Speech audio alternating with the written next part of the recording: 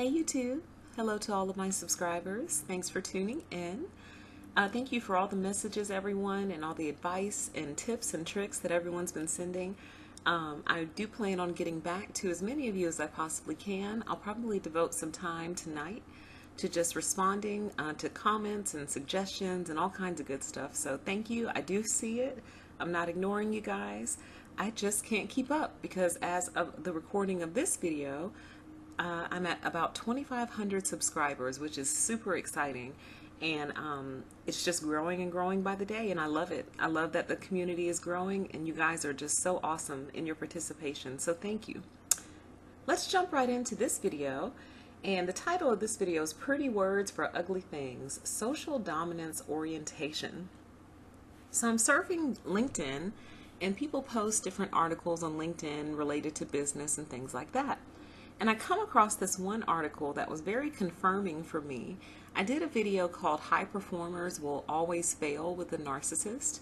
And this article that I came across essentially confirmed everything that I said in that video. So I was like, okay, these instincts that I'm feeling, what I'm going through, my interpretation of them seem to be correct. And I love that this one appears on the Harvard Business Review. So it makes it even more, I guess, valid in the eyes of society, that it's starting to be recognized, but as usual, it's being called by the wrong name. So, excuse me, I was going to start reading about halfway down, but there's a lot of information that I feel like is important for you to hear anyway, and I will put the link to the article in the description box so you can read on your own if you want. If you want to fast forward past the first couple of minutes, you're more than welcome to do that, but I may do some commentary along the way, and I would hate for you to miss that commentary, but it's totally up to you. It's your world. You want to fast forward, go for it. So I have made the decision to start at the top of the article to give you that context, and then I'll let you know where I planned on jumping in, which is really the whole point of the article, okay? And the title of this article is Why Some Bosses Bully Their Best Employees by Sherry Moss, and that's on the Harvard Business Review. And it says, many researchers have studied the phenomenon of abusive supervisors, or what we'll call bully bosses. Already we're just off track, bully bosses. Okay, ranting, raving narcissists, but whatever. The behavior of a bully boss can include a wide range of various forms of non-physical aggression, such as ridiculing employees, putting them down in front of others, accusing them of incompetence, blaming them, lying to them, or not giving them credit for their work. Sounds like a textbook narcissist to me.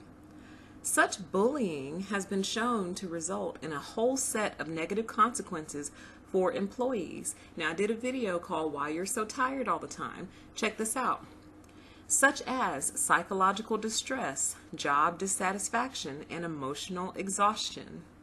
It's also been linked to counterproductive behaviors from the organizational to the interpersonal.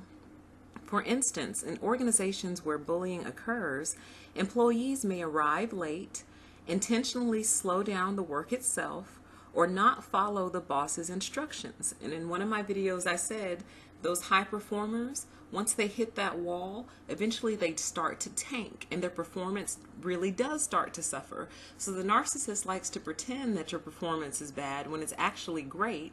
You being the high performer that you are, ramp up your efforts to try to meet this false criticism and this false feedback, and then you burn yourself out and now your performance is actually suffering. But I'm digressing. Bullying can also encourage employees to become bullies themselves by humiliating their colleagues, being rude to each other, or being aggressive towards each other. Not surprisingly, bullying also increases turnover. You don't say, you think? So what drives bosses to become bullies? Maybe they themselves feel stress. Now see, okay, before I keep reading, this is where the misinformation comes from. This is why people are confused about narcissism. This is why they don't know what's happening to them. And this is why they excuse it, because right away we're getting ready to read and justify and kind of explain away why this bully boss is, let's see what they just said the bully boss does. Why the bully boss ridicules employees, puts them down in front of others, accuses them of incompetence, blames them, lies to them, and doesn't give them credit for their work. Oh, surely there's an underlying cause that could explain such behavior. So let's go into why all of those things are okay. So what drives bosses to become bullies? Maybe they themselves feel stressed, are under pressure from their own bosses, or are experiencing conflict with coworkers that's spilling over into their relationships with their direct reports. Sometimes it has nothing to do with work. Some bully bosses have a history of family abuse, while others just have little ability to manage their emotions. Recently, we've also learned that some employees are more likely to be bullied than others. So nowhere in there did it address any kind of personality disorder, any kind of psychological disorder. It was all external. Did you notice that? Pretty much everything that they listed in this little chunk here, I hope you're following along if you can, was all external. So it's not the narcissist's fault that they ridicule you, put you down in front of others, accuse you of incompetence, blame you, or lie to you, or not give you credit for your work. It's not that.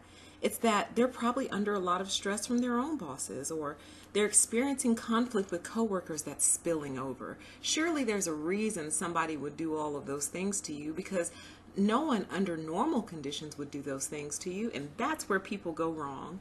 That mindset, this thought process, is where people get led astray, because you want me to explain away and excuse this bad behavior that's causing turnover. You just said that in your article, with all of these things that have nothing to do with what the real problem is, which is that you're dealing with a ranting, raving, raging narcissist with a personality disorder.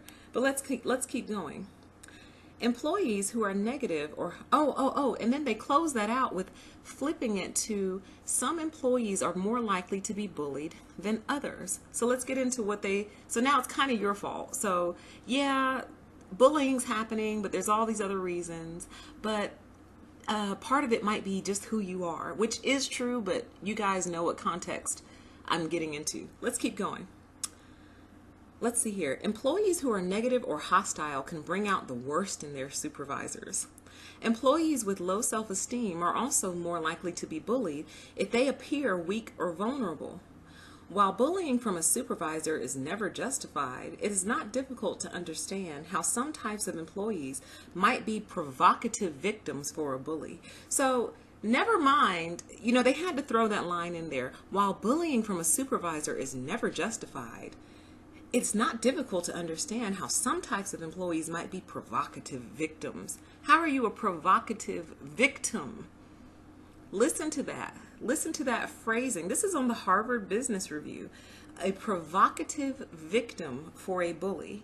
So in other words, if you got bullied, you're probably kind of a provocative victim. Now, are negative, hostile people, can they bring out the worst in their supervisors? Of course, they can bring out the worst in anybody.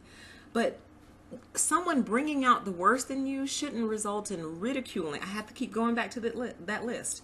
When someone brings out the worst in me, it doesn't result in me ridiculing them, putting them down in front of other people, accusing them of incompetence, blaming them, lying to them, or not giving them credit for their work. That is not my worst. When someone brings the worst out of me, it's usually a frustration. I lose my temper, but it doesn't result in me doing these things. I have a tendency actually to turn it inward, or I'll leave and go blow off steam off site and then come back. Or sometimes, you bringing out the worst in me results in me looking for and getting another job. Do you see what I mean? People's automatic worst isn't these things. So what they're basically trying to say is that even if you're a negative and hostile employee, it'll automatically trigger those behaviors out of other people, and that's not true. Bringing out the worst in someone isn't automatically those things. Bringing out the worst in most people is they lose their cool. Maybe they cuss you out, one-on-one privately. Maybe that's their worst. But it's not sneaky, underhanded, manipulative, calculating type behaviors. That's not their worst. Okay? And they just got me with this one. Might be provocative victims for a bully. Provocative victim. Tell that to somebody who's been a victim. Well, maybe you were a provocative victim. I mean, did you provoke them? What else did they say here? Oh, employees with low self-esteem are also more likely to be bullied if they appear weak or vulnerable. So in a way, because your self-esteem is low, I mean, you kind of asked for it, and didn't you? You kind of provoked them. You know, you look vulnerable, you look weak. You became a perfect target for them, right?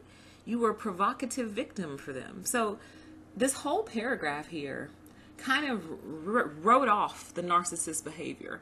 Just, oh, family problems, issues with other coworkers, but you know, you might be a provocative victim, or you might be negative and hostile, and maybe that's bringing out the worst in them. It just kills me, man. That's why I do this channel, because I want you all to start seeing and reading this stuff and breaking it apart for what it really is.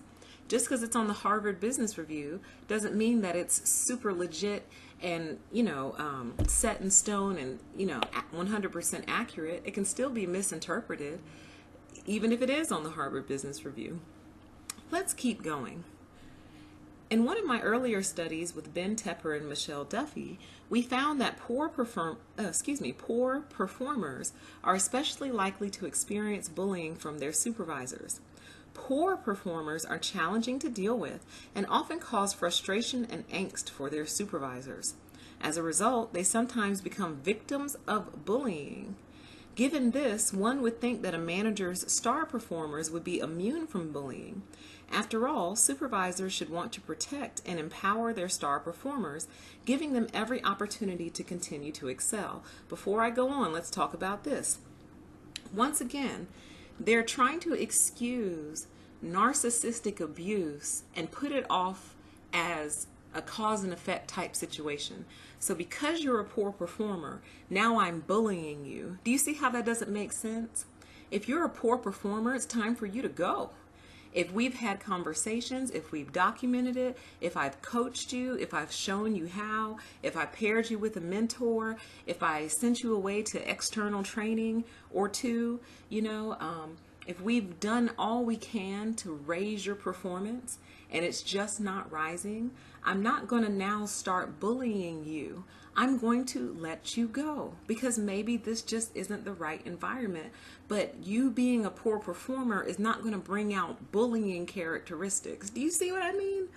Do you guys kind of see what I'm saying? Like, you could have an employee, let's say it's a crap employee. They're lazy, entitled. Let's say they're everything that a bad employee is.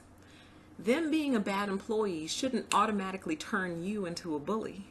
Them being a bad employee should actually make you the best leader you've ever been, because now you've got to pull out everything in your toolkit to try to figure out how you're going to raise this employee's performance, because you can't just fire them. I mean, I think some states you can, right to work or whatever, but I think most companies do make some type of effort to raise your performance, to figure out what's wrong. And if they are that bad of an employee, you need to go talk to your talent acquisition department because they hired them. Or did you hire them? Who hired them? So if they really are performing that poorly, you're mad at them for your bad hire. You see how the narcissist always pushes stuff off to other people? You made a bad hire and now you're going to bully this person because you never should have hired them in the first place. You people need to get over yourselves. Let's keep going. All right, y'all got to forgive me with these names here. It says, my recent research with Abdul Karim Khan, Samina Kurta Tulane, and Imran Hamid suggests that this would be a wrong conclusion. So remember, the last sentence was, after all, supervisors should want to protect and empower their star performers, giving them every opportunity to continue to excel. And then they said, this research suggests that this could be a wrong conclusion. And here's where I was actually going to start the video, but I decided to give you all that back context. Star performers are sometimes bullied by their bosses as well. They're saying it like, you know, sometimes you catch a cold as well, you know. Sometimes you owe on your taxes as well. Like, they're saying it like it's a fact of life. Like, hey, it happens as well. Not the fact that they're not even looking at the bully as abnormal. That's abnormal. That's not okay to treat people that way. And yet they're approaching it from the flip side of the coin. Like, hey, sometimes star performers get bullied too. Like, it could happen for you too. Do you see? To understand why, it's helpful to know a bit about social dominance theory. Here we go. Which political and social psychologists use to explain power differences between groups. Social dominance theory postulates that some people have more of a tendency towards social dominance orientation, or SDO, than others. People with high SDO are more likely to have, quote, a view of the world as a competitive dog-eat-dog environment of winners and losers, end quote. They're attracted to institutions and professions that enhance and reinforce social hierarchies and will tend to discriminate against individuals from lower status groups. As such, individuals high in SDO seek to reinforce inequality between groups in order to sustain their access to resources such as power, status, and wealth.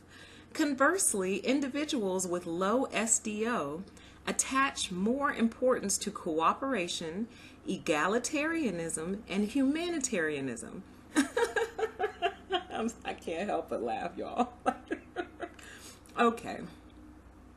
So before they go explain away this behavior, so they're saying that some people have more of a bend towards social dominance and seeing the world as winners and losers. As we've addressed before on this channel, narcissists want to win above all else. Narcissists want to win to the detriment of even themselves, just like a cancer. Cancer by itself is not really a problem. The problem is cancer doesn't know when to stop. And cancer ends up destroying the whole body because it just won't stop. It just has to win. It has to take over every cell, not even realizing you're destroying the organism you're trying to take over. It doesn't care because it won. And now it wiped everything out, but at least it won. That's how narcissists think. Okay? Then they go on to say they're attracted to institutions and professions that enhance and reinforce social hierarchies and will tend to discriminate against individuals from lower status groups. And I want you guys to kind of expand out your idea of lower status groups. Absolutely, race and class. But let's keep going. Gender, let's keep going. Tenure, okay? Let's keep going. Industry. Maybe they don't view the industry you came from as legit, and they feel like they're in the only legit version of that industry. Expand your thought process out when it says lower status group, because you might actually be an individual who by society standards is considered part of a higher status group, but in the narcissist world that you're dealing with, you might actually be part of a lower status group. It's kind of deep. I could probably do a whole video on that by itself, but I think you guys got it. I have a smart bunch of followers, so I know y'all understand what I'm saying. Expand that out from lower status group to just race and class. Expand it out because some of you are suffering under the hand of a narcissist and you don't understand why, because for all intents and purposes, you're not part of one of these quote unquote lower status groups, but to the narcissist you are. You just have to figure out which classification you fall into that they consider beneath them. It could be that you're just a rookie, that you're new to the business, and they don't respect anyone who hasn't been there for 10 years or more. Let me not get off on that. All right, let's see. Where are we? Seek to reinforce inequality between groups in order to sustain their access to resources such as power, status, and wealth. So in the business world, what that looks like is you come with an idea that could revolutionize the whole business, make y'all a lot of money. But if they implemented that idea, it would mean the narcissist would lose position or power or both. So as a result, instead of making more money, becoming an industry leader and revolutionizing the business, the narcissist chooses to table or completely veto the idea in order to maintain position and power. But I won't digress on that. Let's keep going. So then they put a very interesting survey right in the middle of the article. I didn't take it yet, but I will because I'm very curious just to see the end result. But the article continues, so let's keep going. It gets even worse, y'all. So while our earlier research shows that poor performers are likely to be the victims of bully bosses, our current research shows that high performers may also experience bullying when they're supervised by bosses high in social dominance orientation. What that really should say is when they're supervised by bosses high in narcissism, high in psychotic narcissism. This is because high performers represent a threat to supervisors who place a high value on their dominant position in the hierarchy. To such a boss, an up-and-coming subordinate who performs beyond expectations might replace them, supersede them, or garner some of the resources normally reserved for them, such as status, attention from higher ups, or advancement opportunities. And I get so worked up and passionate. This whole article, I feel like, has described my entire career life. Like, I get hired, I get the job, I immediately go in, put my feet to the ground, figure out how I can help. Where can I contribute? What can I do? They give me assignments, I do my assignment, I do it well, I try to deliver on what you guys have given me, and I try to deliver high quality work product every time. And for a little while in the very beginning, it works, and it's like, okay, we made a good hire, and like people are nice to me, and then without fail there's a turn every single time. There's a left turn or a hard right turn, and I can't figure out what happened because I was doing so well. And then from there, it's always a downhill slide, and it's a never-ending cycle. And one of my subscribers or commenters wrote, and it was sad but true, and they said that, you know, in the future, you cannot go in there doing a good job. And I know that probably sounds crazy to the listener, but they were basically saying you cannot show how good you are when you first go in. You can't really show it at all. You have to kind of go in mediocre, because as soon as they see that you're a high performer, they're going to try to take you down, because most of these organizations are crawling with these people. If a company has high turnover, this is your reason. I don't care what industry it is. I don't care, whatever you consider the lowest of the low, believe me, if they have a good boss or a good supervisor, they've got low turnover. Guarantee it. I'm not going to list off industries, but whatever you feel is the lowest of the low, if they have a good organizational management, I promise you they have low turnover. Okay?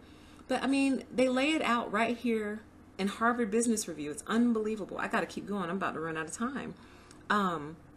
High performers represent a threat to supervisors who place a high value on their dominant position in the hierarchy, because basically they're afraid if this up-and-coming person comes up and performs beyond expectations, that they might be replaced, superseded, get resources, status, attention from higher ups, or advancement opportunities. So basically you got a bunch of selfish, stingy, self-centered children in a position over someone who's going to go out of their way to make sure that this person doesn't succeed so they don't lose their position. Does no one else see why that's like a problem? No one else understands or sees that that's crazy, that's psychotic. HBR certainly doesn't seem to see it.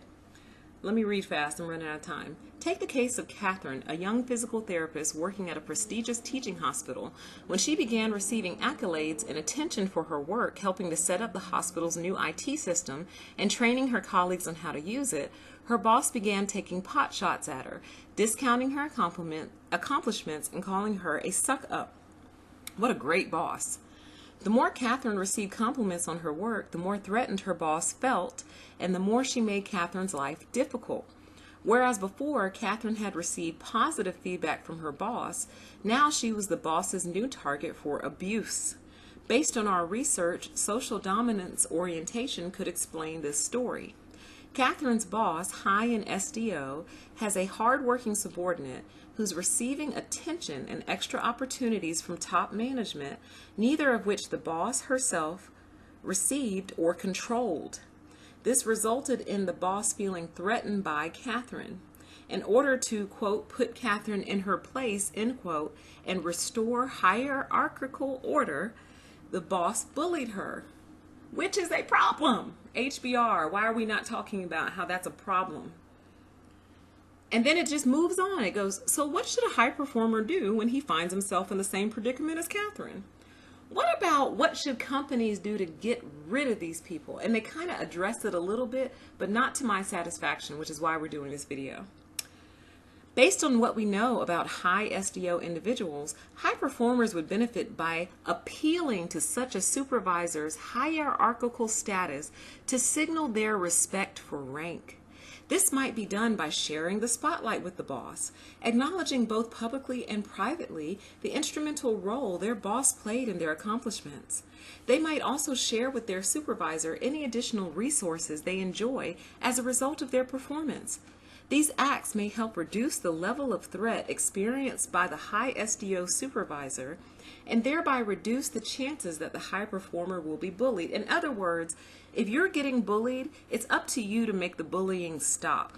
Suck up, brown nose, appeal to their ego, stroke their ego, brag on them. What the hell?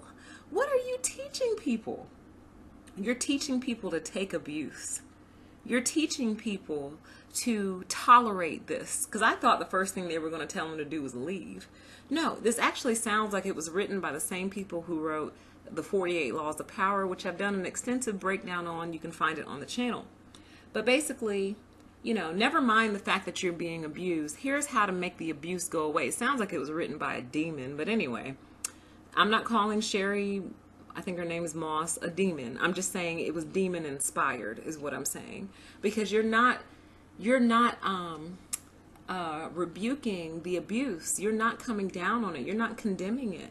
You're trying to tell the victim how to cope with being a victim and being victimized. I don't respect that. I don't. Since bully bosses cause turnover, senior leaders should be especially disturbed by the knowledge that such supervisors might go after star performers. No, you need to be especially disturbed by the knowledge that you have a high SDO individual in your organization. You got a narcissist in the ranks. That's what you should be disturbed by. You shouldn't be disturbed by the fact that they go after high performers. You should be disturbed by the fact that they go after anyone at all. Okay?